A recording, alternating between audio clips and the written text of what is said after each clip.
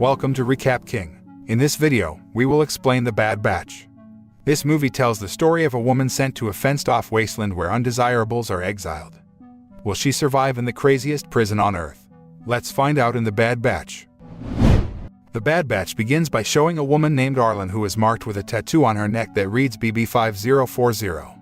Arlen is then exiled to the Bad Batch, a barren desert region outside Texas, where society is deemed unwanted. Like criminals, they are forced to fend for themselves.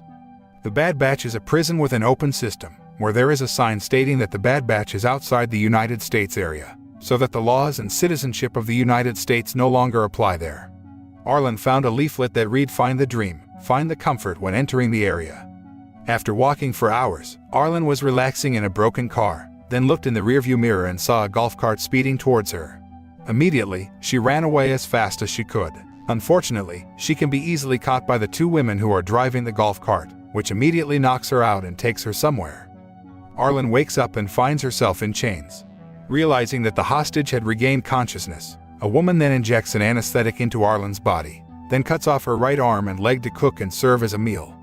Arlen was captured by a group of prisoners who survived in the arid desert by carrying out cannibalism. Usually the group is targeting new prisoners like Arlen. Despite having lost her right arm and leg, Arlen still tried to escape from that terrible place. Arlen manages to trick the woman into untying her chains and kills her with a crowbar. After that, she hid and observed the situation at the base camp of the cannibal group. When it felt safe enough, she left the place by crawling on a skateboard. After crawling for a long time in the hot sun and being dehydrated from lack of fluids, Arlen was finally rescued in the desert by a man who carried her by hoisting her in a stroller. The man was willing to travel tens of kilometers to bring Arlen to a place called the Comfort, as stated on the leaflet Arlen found at the beginning of the film. The Comfort guards immediately greeted Arlen's arrival, while the man who helped her then just left.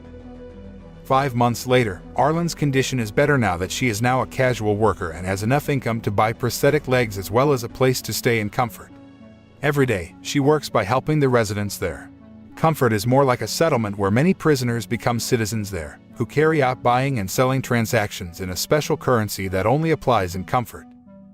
The scene then switches and shows a burly and muscular man who turns out to be the leader of a group of cannibals who hold Arlen.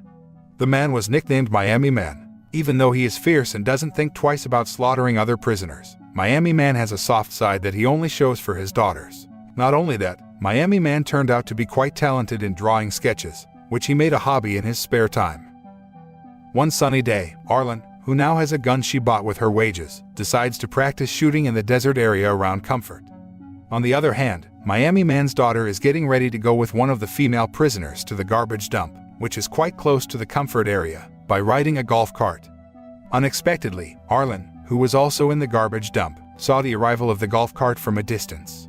Because the golf cart reminded her of a group of cannibals who had cut off her arms and legs, she killed the female prisoner with her gun and took Miami Man's daughter. Arlen then brought the little girl back to Comfort, and unbeknownst to her, the man who helped her was not far away and observed her through binoculars. Arlen treated the little girl well, even buying her a rabbit because she seemed interested in the animal. On the other hand, Miami Man, who was waiting for his daughter's return, began to worry and assumed that something had happened to his daughter. Without lingering, he immediately rode a motorcycle and followed to the garbage dump. Arriving there, Miami Man only found his men lying dead in an abandoned golf cart. There was no sign of his daughter anywhere. He then met the man who helped Arlen, who was scavenging the garbage in the place. He asked the man about the whereabouts of a little girl while showing him a sketch of his daughter. The man turns out to be mute and he asks Miami Man to draw a sketch of him, in exchange for information about the little girl's whereabouts using sign language. It didn't take long for Miami Man to draw a sketch portrait of the mute man. After getting the reward, the mute man then informed his daughter's whereabouts by showing the words "Find Comfort." Meanwhile, Arlen, who has established a close relationship with Miami Man's daughter, then invites the little girl to take a walk to enjoy the atmosphere of Comfort at night. The night was more lively than usual because the leader of Comfort, a man who went by the nickname The Dream, was having a party. The Dream is a charismatic man and is respected by all Comfort residents because he managed to build the settlement without regulations and special currency. Arlen, who hasn't had fun for a long time, finally decides to join the party with the other Comfort residents and takes hallucinogenic pills offered by the Dream's men.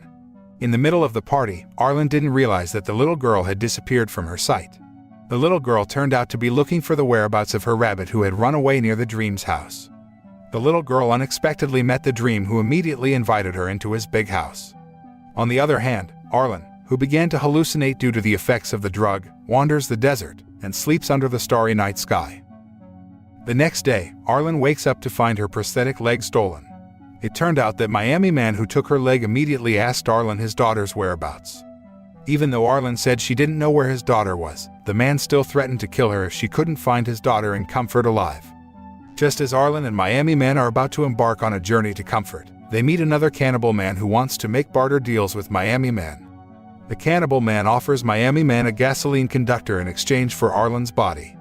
Casually, Miami man agreed to the transaction. However, when the man was about to take Arlen, Miami man then killed the cannibal man, took his motorbike and a full conductor of gasoline, and returned to continue the journey to Comfort with Arlen. Arlen and Miami man grow closer on their journey to Comfort. The man even protects Arlen from a sandstorm and reveals that he was exiled to the Bad Batch because he was an illegal immigrant from Cuba since the age of 13. When Arlen asks for the batch on Miami man's neck, the woman grabs his knife instead and tries to threaten him. The Miami man did not budge with Arlen's threat. However, suddenly, another man shoots Miami man in the chest and immediately takes Arlen away by stealing the motorbike that Miami man is driving. Although Arlen was a little reluctant to return to Comfort, she had no other choice. Arriving at Comfort, Arlen learns that the man who shot Miami man is prisoner number 5884, which means that, in just a few months, the Bad Batch's exiled prisoners have grown to more than 800 people. Meanwhile, in the barren desert, the mute man is surveying his surroundings and finds Miami man lying helpless. In the barren desert area and the cruelty of humans who have the heart to eat other humans, the mute man still shows sincerity and kindness, where he always takes care of the injured and helpless people selflessly. Patiently, the mute man nursed the frail Miami man and tried to treat his wounds. At Comfort, Arlen continues to search for Miami man's daughter and accidentally sees the little girl leaving the dream's house with a young woman who is heavily pregnant. A few days later, Miami man, who has fully recovered, decides to return to continue his journey to find his daughter. Not to forget, he also thanked the mute man for taking care of him all this time.